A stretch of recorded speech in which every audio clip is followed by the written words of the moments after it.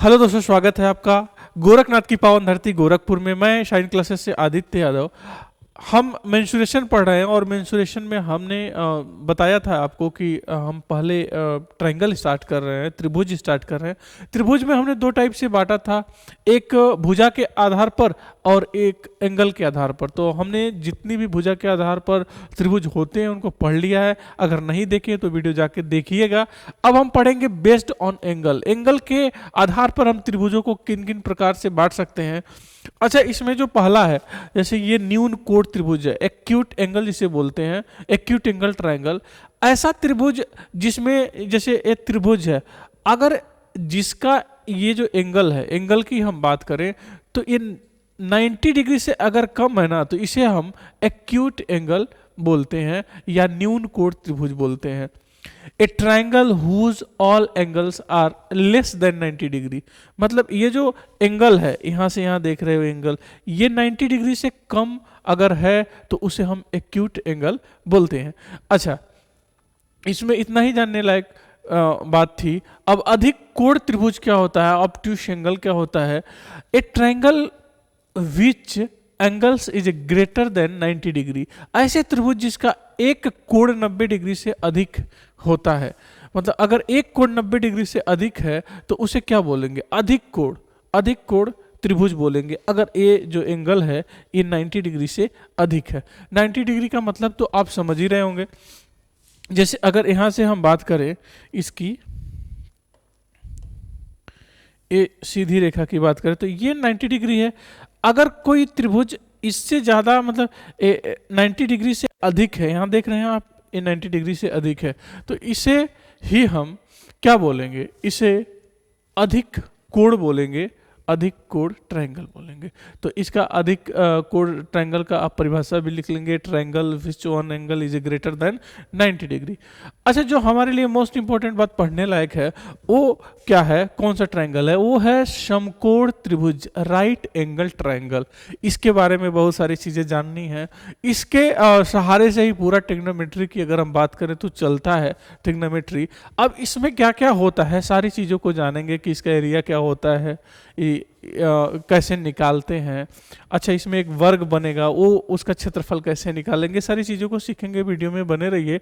समकोण त्रिभुज, right angle triangle, A triangle which in is a triangle in which on angle is 90 degree, ऐसा त्रिभुज जिसका एक कोण 90 डिग्री का हो। अच्छा, एक कोण 90 डिग्री का मतलब आप समझ रहे हैं इसको। अगर मान लीजिए कि ये जो एंगल है, एक कोण अगर 90 डिग्री है तो इसे हम क्या बोलेंगे, समकोण त्रिभुज बोलेंगे। समकोण मतलब एक कोण इसमें 90 डिग्री का है, उसे हम क्या बोलेंगे, समकोण त्रिभुज बोलेंगे। तो समझ गए आप। अच्छा, इसमें जो ए वाला नीचे वाला होता है ये हिस्सा, उसे हम बेस बोलते हैं, यानी आधार बोलते हैं। आधार का मतलब वो चीज़ें हैं जिस पर चीज़ें टिकी गई। जैसे ये धरती है, एक हमारे लिए आधार का काम कर रहा है, तो ये आधार है। अच्छा, जो यहाँ होता है ये लंब, इसे हम परपेंडिकुलर बोलते हैं, परपेंडिकुलर। और ये जो होता है हाइपोटेनियस होता है, यानी कर्ण होता है। पाइथागोरस ने अपना एक परिमेय इस पर दिया था। उन्होंने कहा था कि अगर हम कर्ण का स्क्वायर कर दें, मतलब अगर हम इसका स्क्वायर कर दें तो ये इसके स्क्वायर और इसके स्क्वायर के बराबर होगा। ये पाइथागोरस ने हम सभी को एक परिमेय दिया था, यानी कर्ण का स्क्वायर बराबर होगा आधार के स्क्वायर प्लस लंब के स्क्वायर के। तो इसी पर हम देखेंगे कि पूरा ट्रिग्नोमेट्री इसी पर चलता है, ये समकोण त्रिभुज पर। अच्छा, इसका क्षेत्रफल कैसे निकालोगे आप। क्षेत्रफल इसका होता है 1/2 base into height, 1/2 base into height होता है। समझ गए आप बात। इसका क्षेत्रफल क्या होता है, 1/2 बेस इंटू हाइट होता है। अब हम एक बात करेंगे, जैसे ये ट्रायंगल है, तो इसमें ये एक मैं ट्रायंगल बना देता हूं यहाँ पर, क्योंकि ऊपर वाला दिखाई नहीं दे रहा है यहाँ पे। तो अगर मैंने एक यहाँ पर ट्रायंगल बनाया है तो इसके अंदर हम देख सकते हैं कि एक बड़ा सा एक वर्ग भी बन सकता है, एक बड़ा सा वर्ग बन सकता है। तो इसका हम क्षेत्रफल अगर निकालना चाहे तो कैसे निकलेगा, या इसका अगर हम, अच्छा वर्ग का क्षेत्रफल क्या होता है, वर्ग की भुजा होती है, भुजा का स्क्वायर होता है, मतलब वर्ग का क्षेत्रफल। तो अगर हम बात करें कि इसका, अगर हमको एक भुजा पता चल जाएगा तो हम इसका क्षेत्रफल भी निकाल सकते हैं। तो इसका किसी भी समकोण त्रिभुज में बनने वाले बड़े से बड़े वर्ग की भुजा क्या होगी, भुजा मान लीजिए कि वर्ग में तो भुजा सभी बराबर रहती है, तो भुजा क्या होगी, ए बराबर आधार गुणे लंब अपॉन आधार प्लस लंब होगा। यानी अगर आधार मिले हमको, आधार गुणे लंब प्लस आधार प्लस लंब होगा।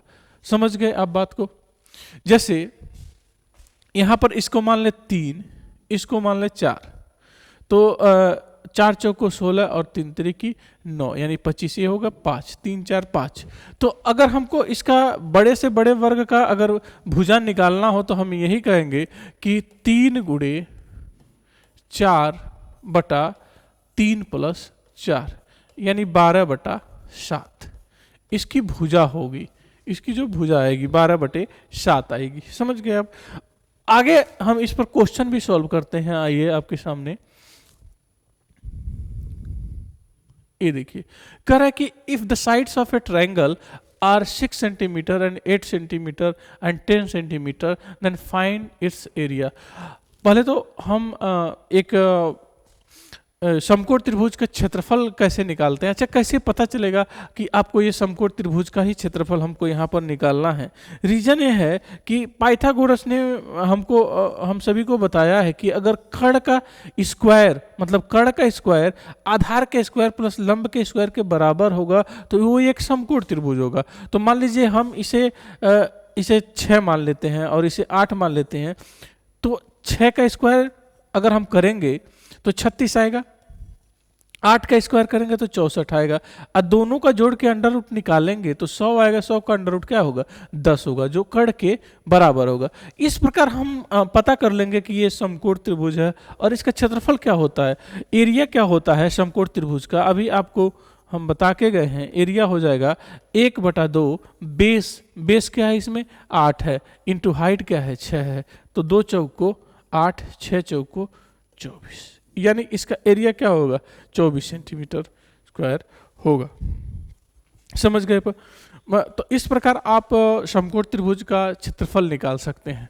और अगर हम बात करें इसी पर, अगर एक आपसे क्वेश्चन पूछ दिया जाए तो किसी त्रिभुज की भुजा 6 सेंटीमीटर 8 सेंटीमीटर तथा 10 सेंटीमीटर है, तो उसमें बन सकने वाले, जैसे इस पर क्वेश्चन, उसमें बन सकने वाले बड़े से बड़े वर्ग का भुजा क्या होगा या बड़े से बड़े वर्ग का क्षेत्रफल क्या होगा, इसको आप निकाल के, एक क्वेश्चन हमने शायद यहाँ लिखा भी, हाँ देखिए यहाँ पर लिखा भी गया है कि किसी त्रिभुज की भुजाएं अगर 6 सेंटीमीटर 8 सेंटीमीटर तथा 10 सेंटीमीटर है तो उसके अंदर बन सकने वाले बड़े से बड़े वर्ग का क्षेत्रफल ज्ञात करें।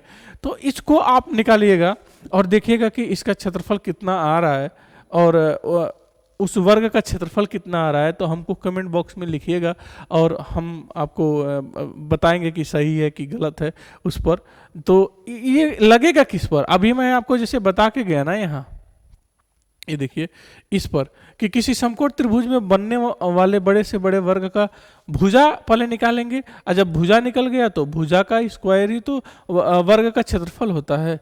तो इस प्रकार आप इसका आंसर दे पाएंगे, इसका आंसर दे पाएंगे। तो इसका आंसर आप कमेंट बॉक्स में जरूर लिखिएगा। और इस वीडियो को देखने के लिए आपका धन्यवाद। साइन क्लासेस के यूट्यूब चैनल को जरूर सब्सक्राइब करें और यहाँ आपका बहुत बहुत धन्यवाद वीडियो देखने के लिए।